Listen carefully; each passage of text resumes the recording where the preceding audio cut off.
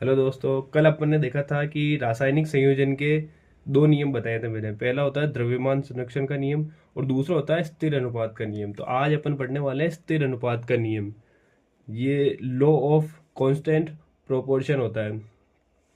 इसके अंदर क्या होता है कि किसी भी रासायनिक यौगिक में उससे बनने वाले तत्व हमेशा द्रव्यमान के अनुसार एक निश्चित स्थिर अनुपात में मौजूद होते हैं, चाहे यौगिक किसी भी स्रोत से प्राप्त किया गया हो या फिर किसी भी विधि से बनाया गया हो।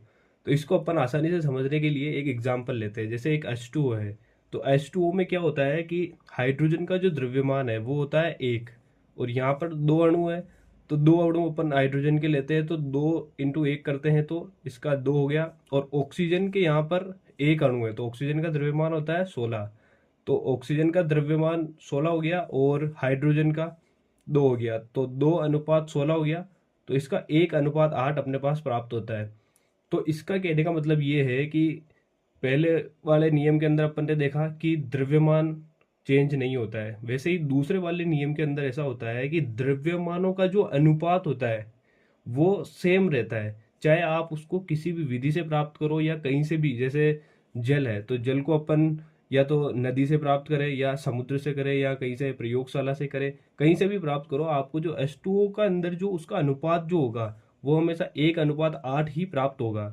उसी तरह अगर अपन NH3 पे चले तो अमोनिया जो होता है उसके अंदर नाइट्रोजन का जो द्रव्यमान होता है वो होता है 14, और हाइड्रोजन का द्रव्यमान आपने देखा ही था एक होता है।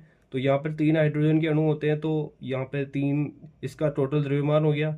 तो इसका द्रव्यमान अनुपात अपन ने देखा तो 14:3 अपने को प्राप्त हुआ।